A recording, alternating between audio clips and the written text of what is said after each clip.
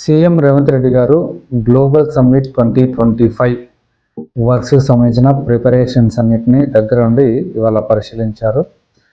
Global summit 2025 future సిటీలో Telangana government అత్యంత ప్రతిష్టాత్మకంగా తీసుకొని చాలా పెద్ద ఎత్తున భారీగా ఈ గ్లోబల్ సమ్మిట్ని నిర్వహిస్తోంది.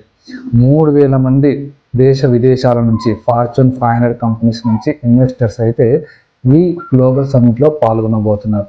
అలాగే మన దేశంలోని అన్ని రాష్ట్రాల ముఖ్యమంత్రులు, ప్రధానమంత్రి గారు కూడా పాల్గొనే ఛాన్స్ ఉంది. ఈ గ్లోబల్ సమ్మిట్కి చాలామంది విఐపీస్ అండ్ సిఇఓస్ చాలామంది పాల్గొన్నారు. ముఖ్యంగా రాజమౌళి గారు, అజయ్ దేవ్గన్ ఇలాంటి సినీ ప్రముఖులు కూడా ఈ గ్లోబల్ సమ్మిట్లో పాల్గొనబోతున్నారు. డిసెంబర్ 8th and 9th ముఖ్యంగా ఈ గ్లోబల్ సమ్మిట్ జరుగుతుంది. డిసెంబర్ 9th విజన్ 2047 డాక్యుమెంట్ని ఈ గ్లోబల్ సమ్మిట్లో రిలీజ్ చేస్తారు. And 10th, 11th, 12th, 13th వరకు కూడా ఈ గ్లోబల్ సమ్మిట్ అనేది జరుగుతుంది. డిసెంబర్ 13th ఉప్పల్ స్టేడియంలో జరిగే friendly football match Argentina star player మెస్సీకి మరియు సీఎం రేవంత్ రెడ్డికి జరిగే ఫుట్బాల్ మ్యాచ్తో ఈ గ్లోబల్ సమ్మిట్ ముగుస్తుంది.